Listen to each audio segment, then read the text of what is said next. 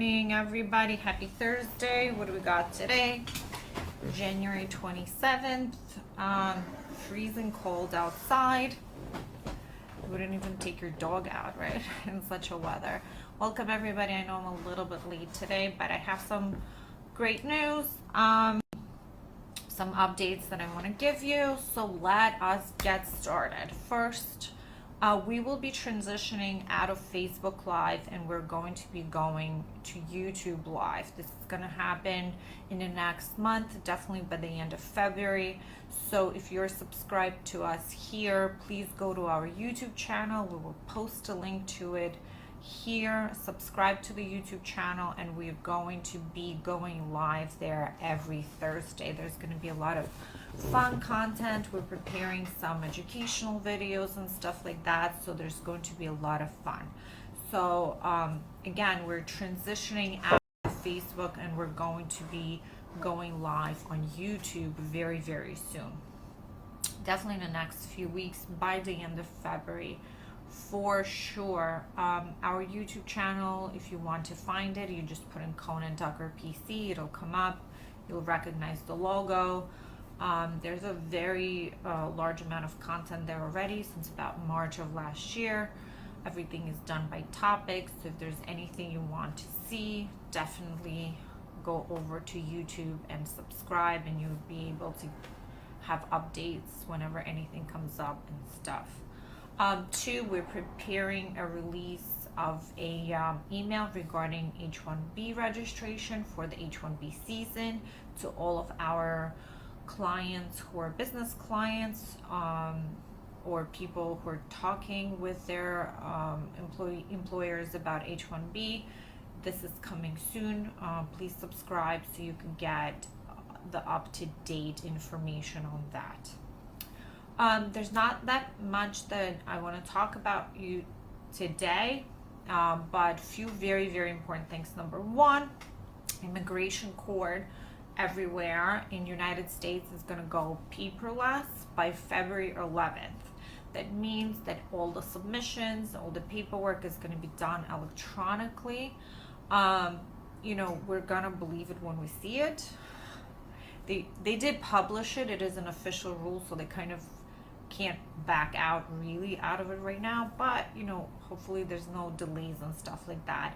That is greatly simplifies our job because we don't have to print hundreds of pages, have one of our staff members go to the court and file it. We actually can submit everything electronically and have a proof that it was submitted. Now, when it comes to submissions to immigration court, I want to stress how important it is not to miss your deadlines, okay? Most judges, when we go to the first hearing or where we get instructions by judges in the mail, they have a set amount of time when they want their evidence. If the evidence and submissions are received late, a lot of judges will just not entertain it. They will not give it any weight. And we give you ahead of the time when we need it by, right? Because we can't just get it the same date when we need to submit it, because it has to be put in the correct order, it has to be sorted through, it has to be prepared, it has to be put in the right format. So it is very, very important not to wait until the very last minute and start putting things together as early as possible. That's one. Two, we have been having a lot of remote hearings. Some of them have been going forward. Some of them have been rescheduled. There's a lot of conferencing going on. So things are certainly moving forward in the immigration court. They're not as fast as they used to be, but we're going through the process of adaptation, and it looks like everybody's kind of getting their footing in, and more things are getting done. So that when it comes to immigration court, if you're in removal proceedings before an immigration judge and you have questions about that, please reach out to us. Now, update about vaccinations. As you know, since October of last year, vaccinations, COVID-19 vaccinations are required in order to apply for a green card in the United States. Nowadays, this has been expanded to COVID-19 vaccination is required for even people who are applying for a green card outside of the United States at a U.S. embassy. Of course, there are exceptions, which is the following. If you're outside of the United States and you're in an area where the vaccine is not available or there's a scarcity of the vaccine, they're not going to overburden you, and they will, if you apply for exception, most likely they will grant it. 2, if it's medically not recommended for you to get a vaccine, there are instances of allergies to the first shot. There are other adverse factors that can lead a doctor, but of course it's not going to be, oh, I have an adverse reaction, please excuse me from getting the vaccine. There's going to have to be some sort of proof from a medical professional as to why you're unable to get, or why is it not recommended that you get a vaccine. Okay, that's 2. And then there's religious or deeply held belief exception. I have to tell you, those are extremely rarely granted. Your convictions have to be deep and sincere, and you have to convince the U.S. government of the depth and sincerity of those convictions. So those are not treated lightly. It's not, oh, I'm claiming my religious exception. No, that's not how it works. There's statements involved. You have to actually in writing express why.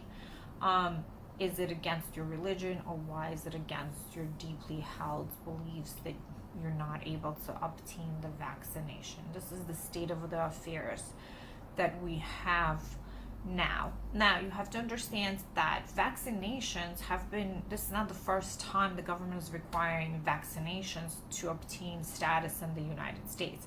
Every single person who's immigrated here through U.S. Embassy getting an immigrant visa, or a person who got the green card in United States, has gone through a medical exam, right? They test for tuberculosis, HIV. They look at whether you have easily communicable diseases that can, spread widely within the population. They look at history of vaccinations, and a lot of people do have to get up-to-date shots. There's a whole list on there that are required. So COVID-19 is not the first vaccine that has been required for people to come here, right?